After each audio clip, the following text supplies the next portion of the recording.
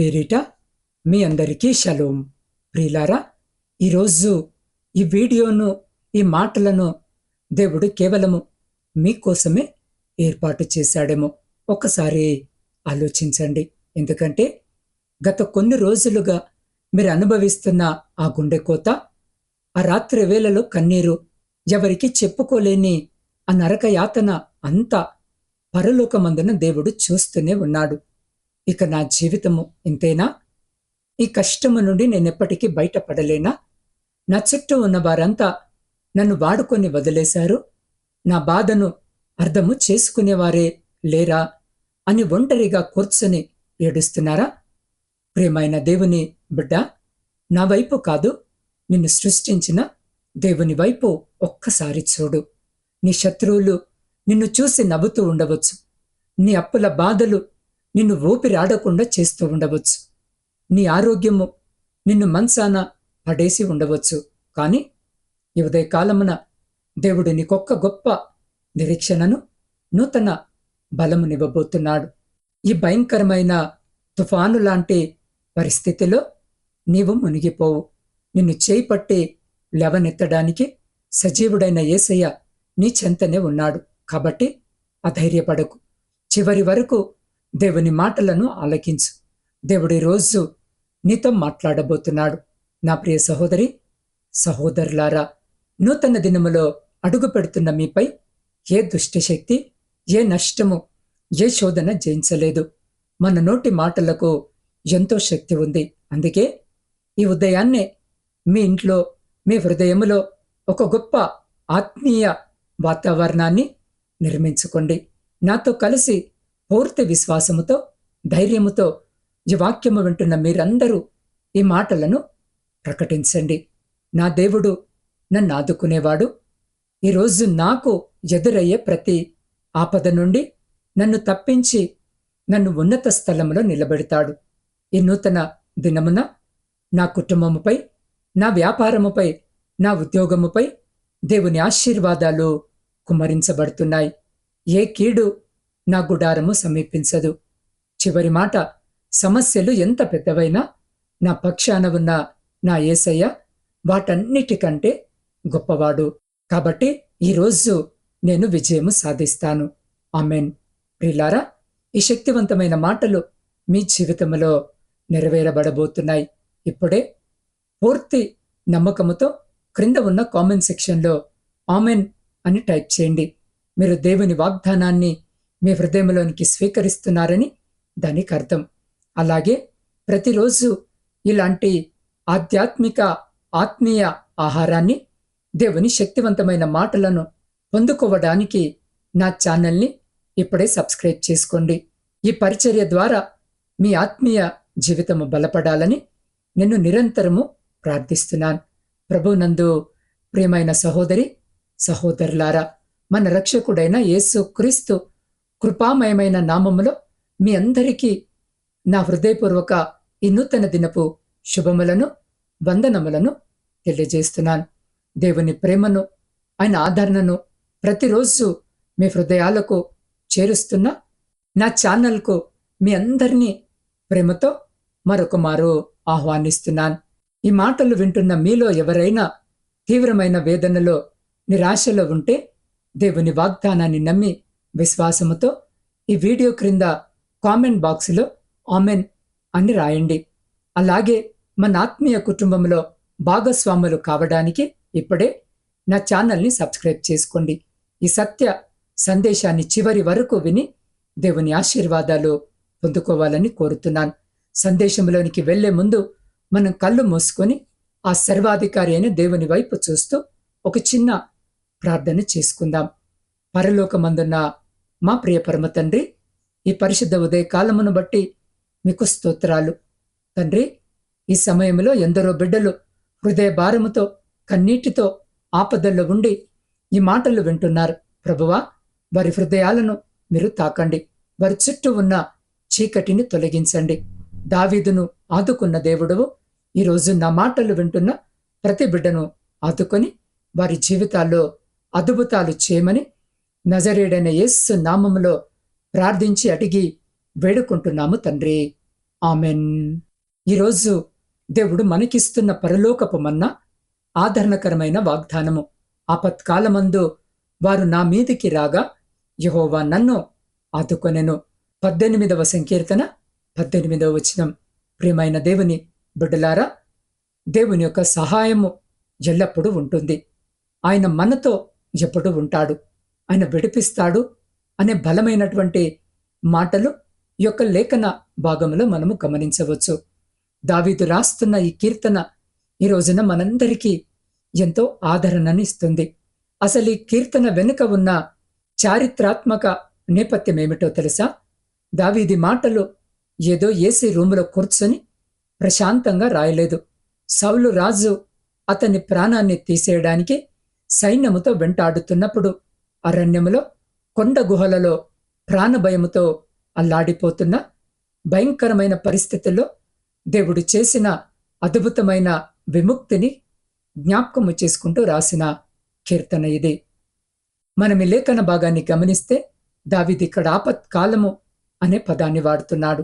ఈ లోకపు యాత్రలో సమస్యలు రావడము సహజం, శోధనలు ఎదురవ్వడము సహజం.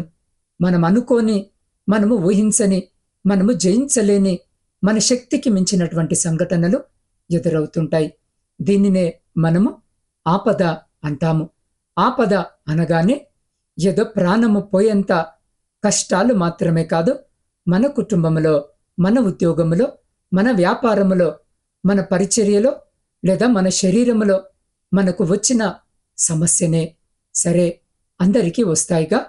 ఇది ఆపద ఎప్పుడు అవుతుంది అంటే ఆ వచ్చినటువంటి సమస్య నుండి మనంతట మనము బయటపడలేనటువంటి లేదా మన చేయి జారిపోయినటువంటి పరిస్థితులు ఉంటాయి చూడండి. అవే మనము ఆపదగా పరిగణిస్తాం, గుర్తిస్తాం. లేదంటే దానిని ఆపదగా అసలు పరిగణించం. ఉదాహరణకు చూస్తే 1,00,000 రూపాయలు జీతము కలిగినటువంటి వ్యక్తికి 10,000 రూపాయల అప్పు అయితే దానిని గురించి అతను అసలు ఆలోచించడు. జీతం రాగానే కట్టేద్దాము అన్న ధీమతో ఉంటాడు. కానీ కేవలం 10,000 రూపాయల జీతము గలవానికి 1,00,000 రూపాయల అప్పు అయితే రోజు రోజుకు వడ్డీ పెరిగిపోతుంటే అది అతనికి ఖచ్చితంగా ఆపదే కదా. ఎందుకంటే అది అతని శక్తికి మించినది, అతని హద్దులు దాటిపోయింది. దావీదు కూడా ఇలాంటి స్థితిలోనే ఉన్నాడు. శత్రువులు అతన్ని చుట్టుముట్టారు, ఇక చనిపోతాడేమో అన్న స్థితికి వచ్చాడు. ఆ సమయంలో మనుషులెవ్వరూ సహాయము చేయలేని అకటిన కాలములో యెహోవా తానే స్వయముగా దిగివచ్చి దావీదును ఆదుకున్నాడు. ఆ నమ్మకమే ఈరోజు మనకు ధైర్యాన్ని ఇస్తుంది. ఈ రోజున ఈ మాటలు వింటున్న నా ప్రియమైన సహోదరి సహోదరులారా, నీవు ఎలాంటి ఆపద కాలములో ఉన్నావు? నీకు సహాయము ఎక్కడి నుండి వస్తుందని నిరుత్సాహపడుతున్నావా?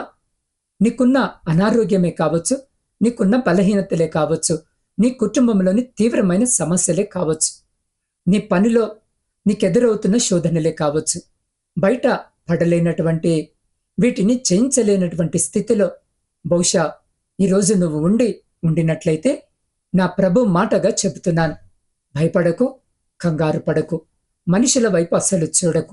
దావీదు అంటున్నాడు, ఆపత్కాలములో నన్ను నా దేవుడు ఆదుకున్నాడు అని. ఈ రోజున నీవున్న ఆపదల్లో నుండి కూడా నీవు నమ్మిన యేసయ్య నిన్ను కాపాడుతాడు, తప్పకుండా ఆదుకుంటాడు. అయితే ఈ యొక్క లేఖన భాగమును మనం ఇంకా దగ్గర నుండి గమనిస్తే, పూర్తి హృదయముతో అర్థము చేసుకోగలిగితే దావీదు ఒక ఆశ్చర్యకరమైన మాట అంటున్నాడు. ఏంటి ఆ మాట అంటే, నేనే ఆపదలో ఉంటే, నేనే సమస్యల్లో ఉంటే, నేనే నాకున్న బలహీనతతో మరి ఆర్థిక కష్టాల్లో ఉంటే వారు నా మీదికి వచ్చారు అనే మాటను చూడవచ్చు. చూడండి, అసలే మనం ఇబ్బందులు, శోధనలు, ఆర్థిక కష్టాలు, కుటుంబంలో గొడవలతో సతమతమవుతుంటే కొంతమంది మన జీవితంలోనికి ప్రవేశిస్తారు. వారు మనకు సహాయం చేయడానికి రారు. మనల్ని కృంగదీయడానికి, మనల్ని ఇంకా బాధ పెట్టడానికి, మనల్ని ఇంకొంచెము నష్టపరచడానికి వారు మన మీదికి వస్తారు. మన శత్రువుకి, మన విరోధికి, మనమంటే పడని వారికి మంచి సమయం ఏదైనా ఉంది అంటే అది మనకు శోధన వచ్చినప్పుడే. ఆ సమయంలోనే వారు వచ్చి మనమున్నటువంటి ఆ కష్టాన్ని బట్టి వారు లాభాన్ని పొందుతారు. మనల్ని ఇంకా ఇబ్బందులు పెట్టాలని చూస్తారు. లోకము చాలా స్వార్థపూరితమైనది. నువ్వు పడిపోతుంటే చూసి నవ్వేవాళ్లే కాని చెయ్యందించి లేపేవాళ్ళు చాలా అరుదుగా ఉంటారు. దావీదు భక్తుడు అంటున్నాడు, బలవంతులగు పగవారు నన్ను ద్వేషించువారు నాకంటే బలిష్ఠులై ఉండగా వారి వశము నుండి ఆయన నన్ను రక్షించెను అని. అవును ప్రియమైన సహోదరి సహోదరులారా, నీవున్న ఆపదలో నిన్ను బలపరచాల్సింది పోయి, నిన్ను ఆదుకోవాల్సింది పోయి, నిన్ను చేరదీయాల్సింది పోయి, నిన్ను కాకుల్లా పొడుస్తున్నవారు, నిన్ను నిందిస్తున్నవారు, నీ బలహీనతను చూసి నిన్ను వాడుకోవాలని చూస్తున్నవారు బహుశా నీ ప్రక్కనే ఉన్నారేమో. వారిని బట్టి నీవు దిగులు పడకు. నిన్ను సృష్టించిన నీ దేవుడైన యేసయ్య నిన్నాదుకుంటాడు. అదే మాటను భక్తుడు చాలా స్పష్టముగా తెలియజేస్తున్నాడు. వారు నా మీదికి రాగా యెహోవా నన్ను ఆదుకొనెను అని. వారు వస్తారు. అవును ప్రియులారా, నా అప్పు ఎప్పుడు కడతావు అని నిలదీయడానికి వారు నీ మీదికి వస్తారు. నా డబ్బు నాకిచ్చేయి అని నీకున్న కొద్దిపాటి గౌరవాన్ని తీసివేయడానికి వారు నీ మీదికి వస్తారు. నీకు కుటుంబాన్ని విచ్ఛిన్నము చేయాలని, నీకున్న అనారోగ్యము నుండి నువ్విక బయటపడొద్దని, నువ్విక వ్యాపారము చేయవద్దని, నువ్వు పరిచర్య చేయవద్దని లోకము నిన్ను నెట్టేయాలని చూస్తుంది. కానీ నా యేసయ్య ఏం చేస్తాడో తెలుసా? వారి నుండి నిన్ను తప్పించడం మాత్రమే కాదు, ఆయన నీకు వచ్చిన ఆపద నుండి నిన్ను పూర్ణ ఆత్మతో ఆదుకుంటాడు. ఆయన నిన్ను ఇరుకైన మార్గము నుండి, ఊబి వంటి సమస్యల నుండి విశాలమైనటువంటి స్థలములకు తోడుకొని వస్తాడు. ఈ రోజున నీ యొక్క శత్రువులు ఎంత బలవంతులైనా సరే, ఎంత కఠినులైనా సరే, సమాజంలో ఎంతటి అధికారములో ఉన్నా సరే, నీవు ఈ విషయాన్ని అస్సలు మర్చిపోకు. నిన్నాదుకునే పరలోకపు దేవుడు ఒకడున్నాడని మర్చిపోకు. ఆయన నీ ఆనందములోనే కాదు, నీ కన్నీటి లోయల్లో, నీ ఆపదల్లో కూడా నీ యొక్క ప్రక్కనే నిలిచి ఉన్నాడు అని జ్ఞాపకము చేసుకో. ఆయన నీ ఆపదల్లో నిన్ను కృంగదీయడానికి కాదు, నిన్ను ఆదుకోవడానికి వస్తాడు అని ధైర్యము తెచ్చుకో. ప్రియ సహోదరి సహోదరుడా, ఒక నిజ జీవిత సాక్ష్యాన్ని మీతో పంచుకోవాలని ఆశ కలిగి ఉన్నాను. ఒక ఊరిలో ఒక భక్తురాలైన తల్లి ఉండేది. ఆమెకు ఒకే ఒక కొడుకు. భర్త చిన్నప్పుడే చనిపోవడంతో కూలి పనులు చేస్తూ ఎంతో కష్టపడి ఆ కొడుకును పెంచి పెద్ద చేసింది. కొడుకే ఆమె సర్వస్వం, కొడుకే ఆమె లోకం. అయితే ఒకరోజు ఆ కొడుకు తీవ్రమైన జ్వరముతో పడిపోయాడు. ఆసుపత్రికి తీసుకెళ్తే వైద్యులు పరీక్షించి అతని 2 కిడ్నీలు పాడైపోయాయని, త్వరగా ఆపరేషన్ చేయించకపోతే ప్రాణాలకే ప్రమాదమని చెప్పారు. అందుకు లక్షల రూపాయలు ఖర్చవుతాయన్నారు. ఆ తల్లి గుండె పగిలిపోయింది.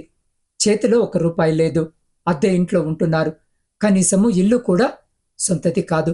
ఆమె బంధువుల దగ్గరకు, తెలిసిన వారి దగ్గరకు వెళ్ళి కాళ్ళు పట్టుకుని ఏడ్చింది. కానీ లోకం ఎంత కఠినమైంది అంటే, ఆమె కష్టాన్ని చూసి జాలిపడాల్సింది పోయి, అసలే నీకు దిక్కులేదు, నీ కొడుకు బ్రతకడం కష్టం, నీకంత డబ్బు ఎవరిస్తారు, నీ కొడుకు చనిపోవడము ఖాయం అని ముఖము ముందే కఠినంగా మాట్లాడారు.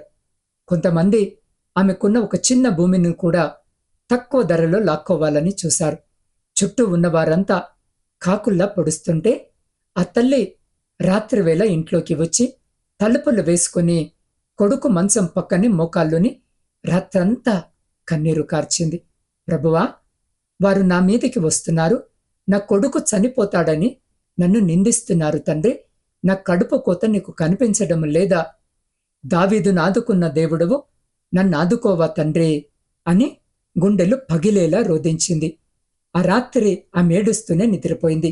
ఆశ్చర్యకరంగా మరుసటి రోజు ఉదయం ఒక పెద్ద ఆసుపత్రి నుండి ఉచిత వైద్య శిబిరము ద్వారా ప్రభుత్వ సహాయముతో ఆమె కొడుకుకు ఉచితముగా కిడ్నీ మార్పిడి ఆపరేషన్ చేయించడానికి వైద్యులు ముందుకు వచ్చారు.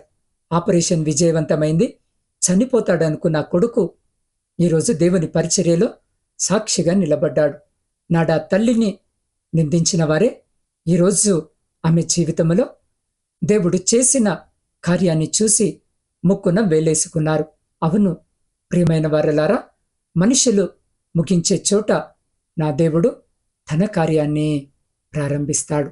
కాబట్టి ప్రియ సహోదరి సహోదరుడా, ఇప్పుడు దేవుడు వ్యక్తిగతంగా ఈ వాక్యము వినిచిన నీతో మాట్లాడుతున్నాడు. ఈ మాటలు నువ్వు వింటున్నది ఏదో యాదృచ్ఛికము కాదు. దేవుడు నిన్ను ఈ సమయానికి ఈ వాక్యము వినేలా చేశాడు. నువ్వు ఒంటరిగా గదిలో కూర్చొని ఏడ్చిన ఏడుపును నాకెవరూ లేరు అని నీవనుకున్న ప్రతి క్షణాన్ని దేవుడు చూశాడు. నీ కన్నీటి చుక్కలన్నిటినీ ఆయన తన బుడ్డిలో దాచి ఉంచాడు. నిన్ను తృణీకరించిన వారే, నిన్ను వాడుకొని వదిలేసిన వారే, నీ అప్పుల బాధలను చూసి నవ్వుతున్నవారే, నీ ఎదుగుదలను చూసి ఆశ్చర్యపోయే రోజు రాబోతుంది. నీ ఆరోగ్యము నిన్ను చంపలేదు. ఎందుకంటే నీ శరీరంలో ఉన్న ప్రతి బలహీనతను యేసు క్రీస్తు తన గాయపడిన హస్తాలతో ఇప్పుడే తాకుతున్నాడు. నీ కుటుంబంలో ఉన్న కలహాలు తొలగిపోతున్నాయి. నీ ఆర్థిక ఇరుకులు విశాలంగా మారబోతున్నాయి. నీ జీవితంలో ఒక గొప్ప మార్పు రాబోతుంది. దేవుడు నిన్ను ఆదుకోబోతున్నాడు. ఇది ప్రవచన పూర్వకమైన మాట కాబట్టి విశ్వాసముతో స్వీకరించు. ప్రియ సహోదరి సహోదరుడా, దావీదు వలె మన జీవితంలో కూడా ఆపదలు వచ్చినప్పుడు అధైర్యపడకుండా, లోకపు మనుషుల వైపు చూడకుండా దేవుని వైపు చూద్దాం. ఆయన మహాశక్తి సంపన్నుడు, సర్వాధికారి. నిన్ను తప్పించి రక్షించడానికి ఆయన సమర్థుడు. ఇప్పటి వరకు నువ్వు దేవునికి దూరముగా జీవిస్తూ నీ సొంత శక్తితో మనుషులను జయించాలని చూసి ఓడిపోయావేమో.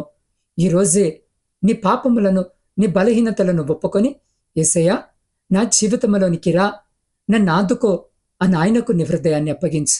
ఆయన నిన్ను క్షమించి నీ చేయి పట్టి నడిపించడానికి సిద్ధముగా ఉన్నాడు. కాబట్టి రండి, ఈ సమయంలో అందరము ఏకీభవించి భక్తి శ్రద్ధలతో ప్రార్థనలో కనిపెడదాం. మీ కుడి చేతిని మీ హృదయం మీద ఉంచుకోండి.